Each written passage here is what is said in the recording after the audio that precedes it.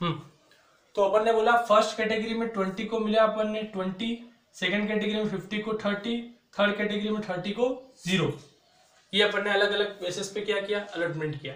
अब application money जो receive होगी वो फोर्थ कॉलम जो है आपका, स्टार्टिंग के 3 कॉलम तो क्या है टोटल कर लीजिए आप, ये टोटल अप्लाइड के बराबर आना चाहिए, तो 1 लाख आ गया, 20 + 50 + 30 ये आना चाहिए, जितना आप इशू कर रहे हो शेयर उसके इक्वल आना चाहिए टोटल इसका।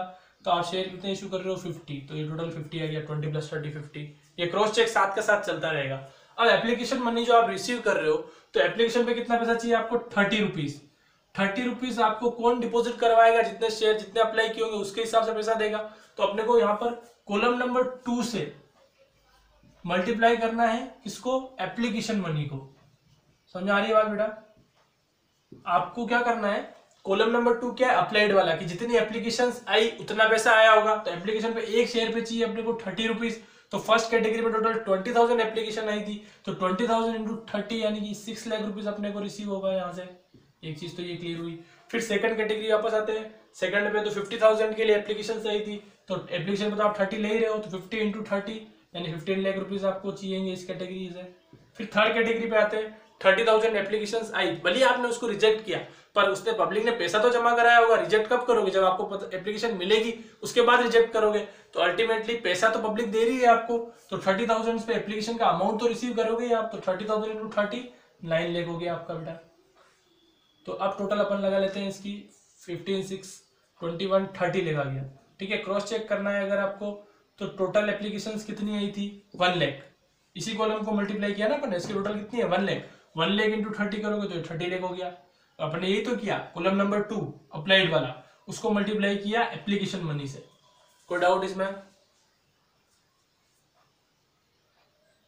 ठीक है, अब एक एक कॉलम बेस इस तरीके से आपको क्लियर करते जाना है। कोई डाउट हो तो पूछ लेना है ताकि आगे प्रॉब्लम नहीं आए। अब ट्रांसफर टू कैपिटल पर चलते हैं। ट्रांसफर टू कैपिटल का मतलब ये होता है कि जिसको शेयर मिला होगा उसका पैसा ही ट्रांसफर हो सकता है और किसी का नहीं हो सकता है। तो यहाँ पर पैसा किस किस को मिला देखते हैं, शेयर किस किस को मिला। तो 20,000 को पूरा 20 मिला। अपन को इस कॉलम को नहीं देखना है, इसको भूल जाइए अप्लाइड वाले। अब अपने को यूज करना है अलॉटेड वाले को।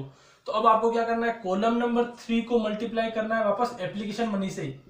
मल्टीप्लाई एप्लीकेशन मनी से ही करना है, पर इस बार कॉलम नंबर 2 की जगह चेंज किया कि अपन ने कॉलम नंबर 3 ले लिया। 3 कौन सा है, अलॉटेड वाला। तो 20 × 30 6 लाख। फिर यहाँ पे 30 × 30 9 लाख। यहाँ पे 0 × 30 0। सिंपल सा लॉजिक। ठीक है, क्या किया अपन ने, अलॉटेड वाले टेबल को अब अपन ने मल्टीप्लाई किया वापस एप्लीकेशन मनी से। तो 20,000 × 30 6 लेगा गया, 30,000 × 30 9 लेगा गया। थर्ड कैटेगरी में आपने शेयर 0 दिया। जब शेयर ही नहीं दिया तो उसका पैसा रख के क्या करोगे, जो शेयर होल्डर्स को आपने शेयर नहीं दिया उसका पैसा आपको फिर से क्या करना पड़ेगा, रिफंड करना पड़ेगा बेटा। ठीक है, तो आप अपने पास रख तो नहीं पाओगे, तो अल्टीमेटली ट्रांसफर टू कैपिटल उसका क्या होगा, 0 ही होगा। तो फाइनली टोटल आ गई इसकी 15 लाख। ठीक है, अब क्रॉस चेक अपन वापस फिर से वही कि अपन अलॉटेड वाले से मल्टीप्लाई किया, तो अलॉटेड की टोटल कितनी आ रही है 50,000 शेयर। तो 50,000 × 30 = 15 लाख। ठीक है, तो ये आपका कंप्लीट हो गया transfer to capital column number 5 तक। कोई डाउट हो तो बोलो। स्टार्टिंग के 3 column as it is question जैसी इंफॉर्मेशन देता है उसके बेसिस पे चलेगा। फिर उसके बाद नेक्स्ट जो दो कॉलम आपके रहेंगे, वो 2 कॉलम किस बात के रहेंगे कि भाई आपका अमाउंट कितना आप रिसीव कर रहे हो, ट्रांसफर टू कैपिटल कितना कर रहे हो, वो चीज रहेगी। ठीक है, तो फर्स्ट वाले एप्लीकेशन मनी जब रिसीव करते हो तो आपको क्या ध्यान रखना है, अप्लाइड वाले को मल्टीप्लाई करना है एप्लीकेशन मनी से। और सेकंड टाइम कैपिटल वाला जब लोगे तब आपको एप्लीकेशन मनी से भी मल्टीप्लाई करना है, पर अप्लाइड को नहीं करके अलॉटेड वाले कॉलम को मल्टीप्लाई करना है। इसलिए हमने कॉलम नंबर भी डाल दिया बेटा, 3 वाला मल्टीप्लीकेशन होगा और यहाँ पर 2 वाला मल्टीप्लीकेशन हो रहा है। अब बात आती है एक्सिस की। एक्सिस का मतलब मैंने बताया था एक्स्ट्रा, ज्यादा कितना है। तो अपन सीधी सी बात भाषा में समझे, एप्लीकेशन यहाँ पे यूं बोल सकते हैं column number 4 minus column number 5। इस कॉलम नंबर 4 में से कॉलम नंबर 5 को माइनस करना है। तो 6 लाख माइनस 6 लाख 0। मतलब ये कि एप्लीकेशन पे अपने को 6 लाख रुपए रिसीव हुए और एक्चुअल में चाहिए भी 6 लाख ही थे, तो पैसा कुछ बचा ही नहीं, एक्स्ट्रा कुछ आया ही नहीं, बराबर ही आया, 0 हो गया। यहाँ पर अपने को पैसा भले 15 लाख रिसीव हुआ है, पर अपन ट्रांसफर अपने 9 लाख ही किया है, तो रिमेनिंग जो 6 लाख है वो क्या है, एक्स्ट्रा है। तो आप माइनस करके आप इजीली कर सकते हो। कॉलम नंबर 4 माइनस 5, तो 15 माइनस 9 6 लाख आ गया। फिर 9 लाख माइनस 0 पूरा 9 लाख आ गया, ये एक्स्ट्रा ही है पूरा। ठीक है, तो अब एक्सिस की टोटल आ गई आपकी 15 लाख। क्रॉस चेक करना है आपको, तो अपन ने क्या बोला था, column number 4 minus column number 5। तो 4 की टोटल कितनी है 30 लाख, 5 की टोटल कितनी है 15 लाख, तो 30 माइनस 15 इज इक्वल टू 50। ठीक है, तो ये कॉलम नंबर 6 एक्सेस वाला भी खत्म। कोई डाउट हो तो बोलो फटाफट।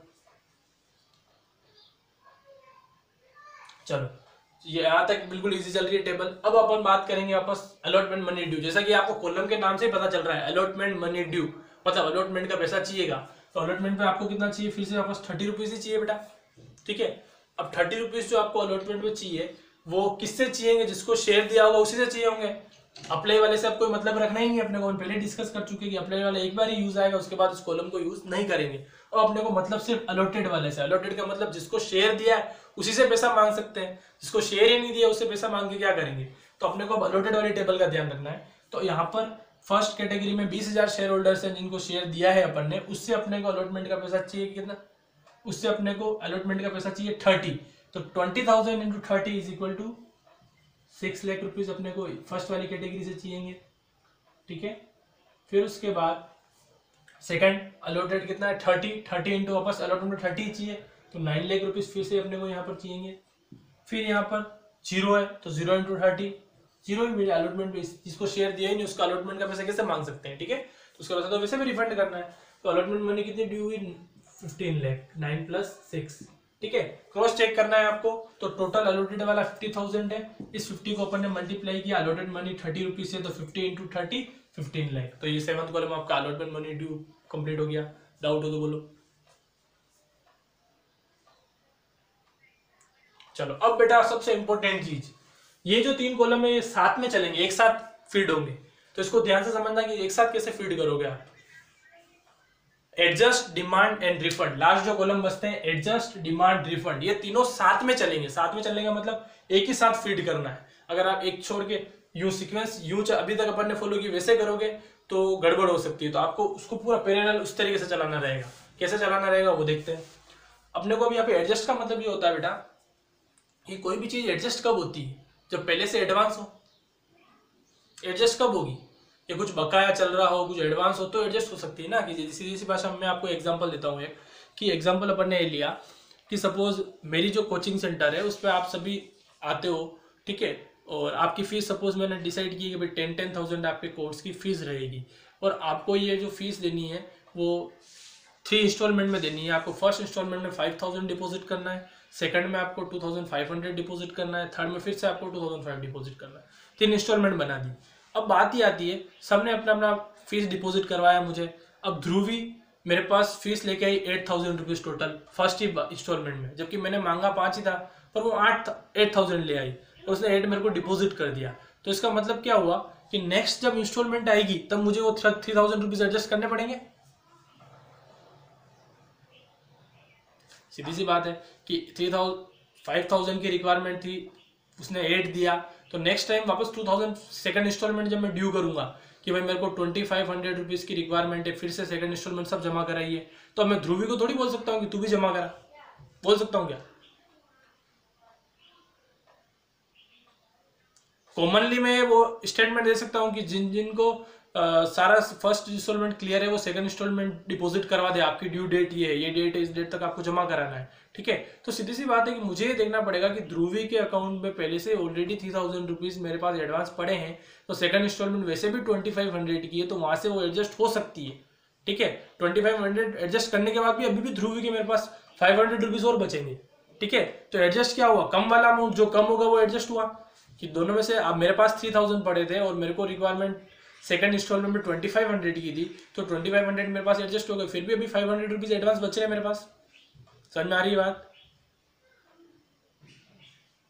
ठीक है, तो जो बच रहे हैं अगर तो आगे एडजस्ट हो रहे हैं तो अच्छी बात है, अगर नहीं एडजस्ट करो तो मैं रिफंड भी कर सकता हूँ, दोनों चीजें हो सकती है। ठीक है, तो जैसा मेरे को सूटेबल लगेगा। अब यहाँ पर आपको ध्यान रखना है बेटा, क्वेश्चन में 99% क्वेश्चन में पैसा अलॉटमेंट तक ही रोकती है कंपनी। अलॉटमेंट के बाद अगर कुछ एक्स्ट्रा बचता है पैसा तो कंपनी रिफंड कर देती है, पर किसी क्वेश्चन में हो सकता है कि क्वेश्चन बोल दे कि नहीं अलॉटमेंट के बाद रिफंड नहीं किया, हमने फर्स्ट कॉल तक उसको एडजस्ट किया है, सेकंड कॉल तक उसको एडजस्ट किया, तो टेबल और आगे बढ़ जाएगी बेटा, कॉलम्स और बढ़ जाएंगे, सीक्वेंस पूरा सब कुछ सेम यही रहेगा, कोई चेंजेस नहीं करना है। बस यहाँ पे जैसे अलॉटमेंट मनी ड्यू है तो फिर फर्स्ट कॉल मनी ड्यू हो जाएगी, वापस 3 कॉलम बन जाएंगे, वापस सेकंड कॉल ड्यू आ जाएगी, वापस 3 कॉलम बन जाएंगे। मतलब तरीका यही रहेगा, पैटर्न यही रहेगा। पर 99% क्वेश्चंस में आपका चांसेस क्या रहेगा बेटा कि वो आपको क्वेश्चन में पैसा अलॉटमेंट तक ही रोकने को बोलेगा, उसके बाद रिफंड करने को बोल देगा। ठीक है, तो अभी अपन ये कंडीशन लेके चल रहे हैं कि अलॉटमेंट तक अपन रोक सकते हैं और फिर रिफंड कर रहे हैं। तो अब यहाँ पे देखो बेटा, अलॉटमेंट के टाइम पे मुझे फर्स्ट कैटेगरी वाले से कितने रिक्वायरमेंट है, 6 लाख रुपए की। अलॉटमेंट पे कितना चाहिए मुझे, 6 लाख चाहिए ना।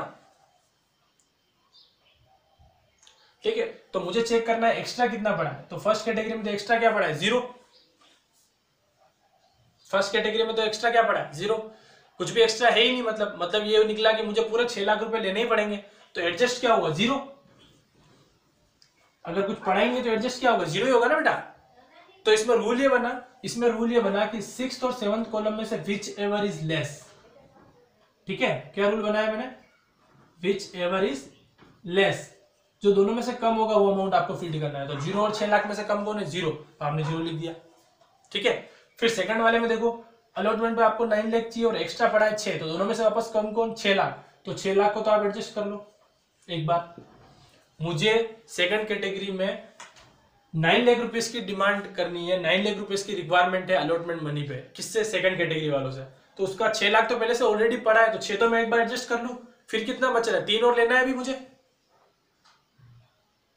टोटल 9 लाख रुपए चाहिए ना बेटा। उस 9 लाख में से 6 लाख तो पहले से एक्स्ट्रा पड़ा है, तो वो अपन ने एडजस्ट कर लिया। फिर भी 3 लाख रुपीस की रिक्वायरमेंट तो और रहेगी ना अपने को।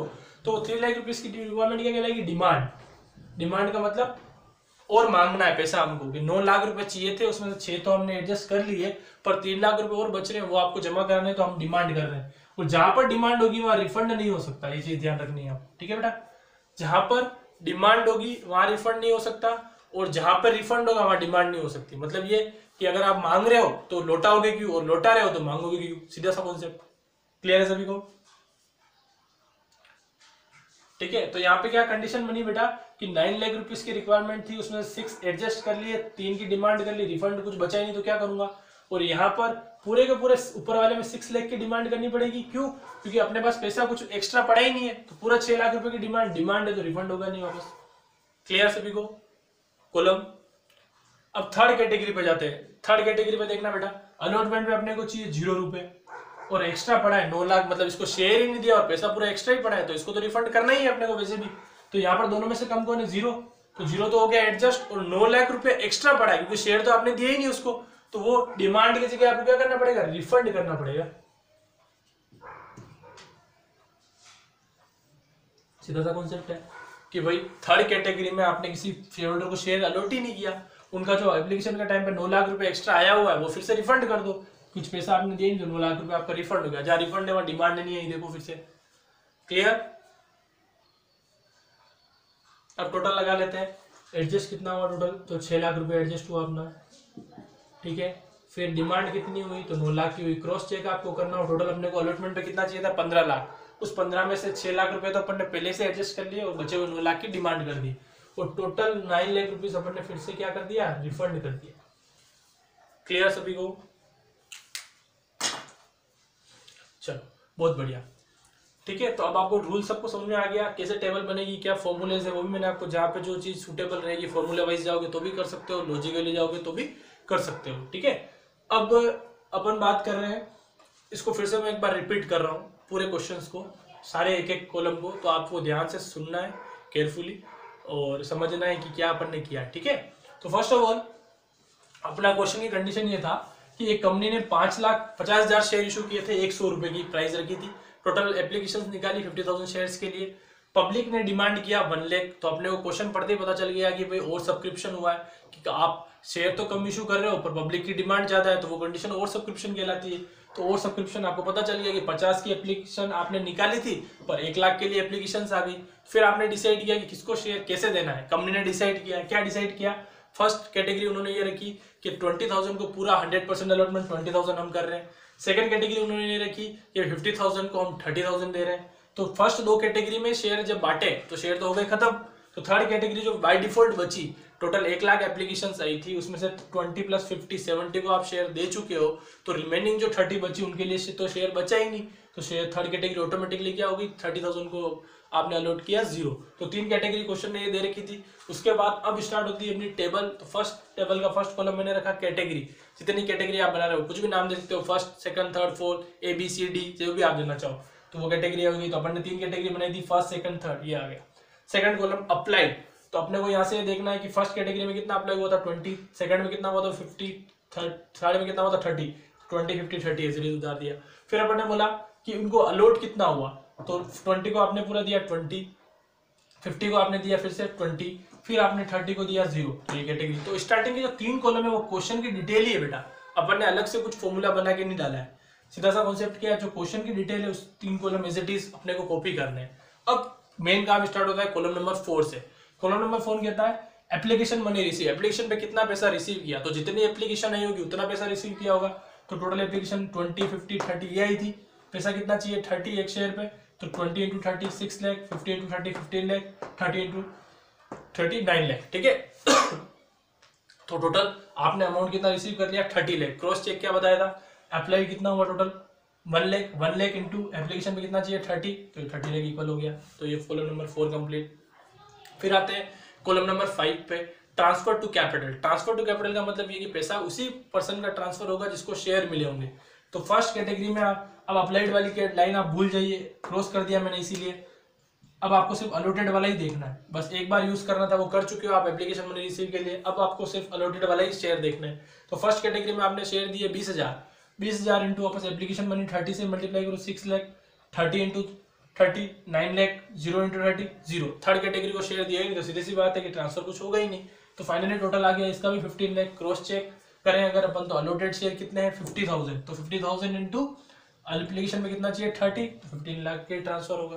तो ये हो गया बेटा column number 5 transfer to capital. फिर बात आती है कॉलम नंबर 6 एक्सिस। एक्सिस का मतलब मैंने क्या बताया कि एक्स्ट्रा कितना आ गया पैसा, हमको कितना चाहिए था और एक्चुअल में कितना आया। तो अपन ने सीधा सा कॉन्सेप्ट क्या बनाया, कॉलम नंबर 4 में से कॉलम नंबर 5 को माइनस कर लो। तो 6 में से 6 को माइनस किया 0, 15 में से 9 को माइनस किया 6, फिर वापस 9 में से 0 को माइनस किया तो 9, ठीक है।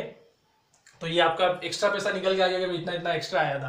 क्रॉस चेक आप यहाँ से कर सकते हो। टोटल एप्लीकेशन मनी रिसीव हुई थी 30 लाख, उसमें से 15 आपने ट्रांसफर कर दिया, तो रिमेनिंग जो 15 बचे 15 लाख वो आपके एक्स्ट्रा मनी होगी।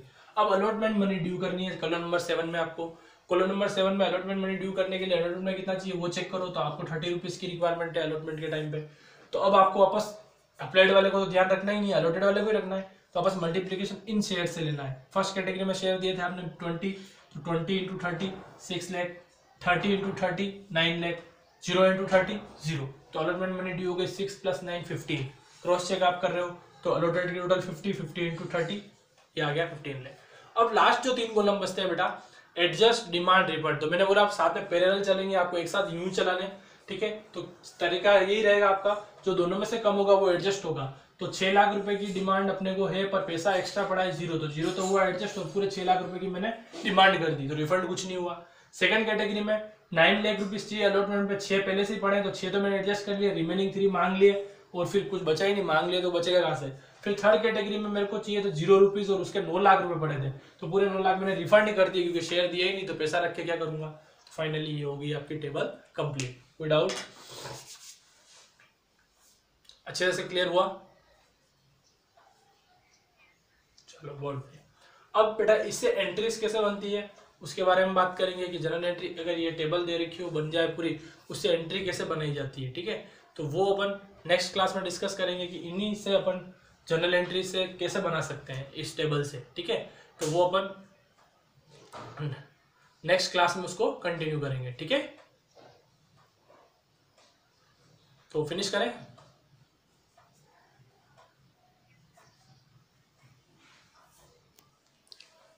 अब बेटा अपन इसी क्लास में ये चीज समझ लेते हैं कि इसी टेबल से अगर एंट्रीज करनी होगी जनरल एंट्रीज तो कैसे की जाएगी। तो फर्स्ट एंट्री आप हमेशा किस बात की करते हो, पैसा आने की। तो पैसा आने की एंट्री आपकी होती है बेटा, bank account debit to share application, ठीक है। अब ये एंट्री लिखते हो, तो सिंपल सा कॉन्सेप्ट है यहाँ पर। इस एंट्री को लिखने के लिए अमाउंट लाना पड़ेगा, तो हमेशा पुरानी जो आपने क्वेश्चंस किए उसमें मल्टीप्लिकेशन करके लाना, पर अपन ने यहाँ पे टेबल बना लिए तो काम अपना आसान हो गया है। तो बस सीधे से अमाउंट ला सकते हैं। जैसे एप्लीकेशन मनी रिसीव की एंट्री, एप्लीकेशन का पैसा आने की एंट्री, तो अपन ने कॉलम बना रखा है एप्लीकेशन मनी रिसीव, कितना रिसीव हुआ 30 लाख। तो फर्स्ट एंट्री आपकी अमाउंट आ जाएगा बेटा 30 लाख रुपीज। ये चीज ध्यान रखनी है आपको। क्या किया अपन ने, एप्लीकेशन मनी जो रिसीव की थी वो वाला अमाउंट लिया है यहाँ पे, तो अपने को पता लग गया कि अपन ने एप्लीकेशन के टाइम पे 30 लाख रुपीज क्या किया है, रिसीव किया है, ठीक है। अब आपको पता है इसी एंट्री को आपको क्या करना होता है, ट्रांसफर टू कैपिटल करना होता है। तो ट्रांसफर टू कैपिटल करने की एंट्री आप सभी को पता है, शेयर एप्लीकेशन क्रेडिट होता है तो वापस क्या हो जाता है, डेबिट हो जाता है, तो शेयर एप्लीकेशन अकाउंट हो गया डेबिट। ठीक है, अब क्या करना है बेटा आपको, ये सबसे इंपॉर्टेंट एंट्री है, इसको ध्यान से समझना है कि 30 से अगर ये क्रेडिट हुआ है तो डेबिट भी 30 से होगा, ये बात तो कंफर्म है, इसमें अपन चेंजेस नहीं कर सकते। अब बात यह आती है कि किसमें कितना पैसा गया वो देखना पड़ेगा। तो ट्रांसफर टू कैपिटल तो आपने 15 लाख ही किया है, देखो कॉलम बना रखा है ट्रांसफर टू कैपिटल का, तो टू कैपिटल जो आप अमाउंट लिखोगे बेटा यहाँ पर, उसमें आप 30 नहीं लिख सकते, आपको 15 ही लिखना पड़ेगा। क्यों लिखना पड़ेगा वो आपको रीजन बता दिया मैंने, कि ट्रांसफर तो 15 लाख ही हो रहा है। ठीक है, तो 15 लाख रुपीज अपन क्या रहे हैं, ट्रांसफर टू कैपिटल कर रहे हैं। ठीक है बेटा,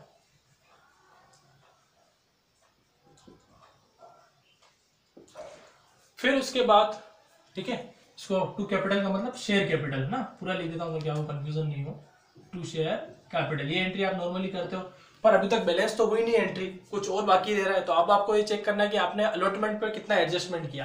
तो आपने कॉलम भी बना रखा है अलॉटमेंट के पास एडजस्ट का, अलॉटमेंट के टाइम आपने टोटल एडजस्ट किया है 6 लाख रुपया, किसके लिए किया, अलॉटमेंट के लिए। तो आप यहाँ पे डायरेक्ट लिख लीजिए टू शेयर अलॉटमेंट, यानी अलॉटमेंट का 6 लाख ऑलरेडी यहाँ पर आ चुका है और एडजस्ट हो चुका है। ठीक है, तो टू शेयर अलॉटमेंट आपने लिख दिया। फिर फाइनली क्या होता है बेटा, टू रिफंड जो आपने किया है, रिफंड किया है तो पैसा गया होगा, तो टू बैंक रिफंड आपने किया टोटल 9 लाख, तो 9 लाख का रिफंड भी हो गया। तो अब आप टोटल मैच करोगे तो इक्वल हो जाएगी 9 + 6 15, 15 + 50 30। तो ये जो एंट्री है बेटा वो इंपॉर्टेंट एंट्री है। प्रीवियस जो आपने देखा था वहाँ एक्स्ट्रा पैसा नहीं आता है तो नॉर्मल एंट्री हो जाती है, पर यहाँ पर एक्स्ट्रा पैसा भी आएगा तो रिफंड भी करना पड़ेगा, एडजस्ट भी करना पड़ेगा। तो एंट्री कुछ इस तरीके से बनेगी और अमाउंट आपको कॉलम वाइज लाना है। फर्स्ट अपन ने क्या बोला, एप्लीकेशन मनी रिसीव के लिए एप्लीकेशन मनी रिसीव का कॉलम बना रखा 30 लाख, तो वो आपने एंट्री ले ली। ट्रांसफर करने की एंट्री में आपने शेयर एप्लीकेशन को डेबिट ले लिया।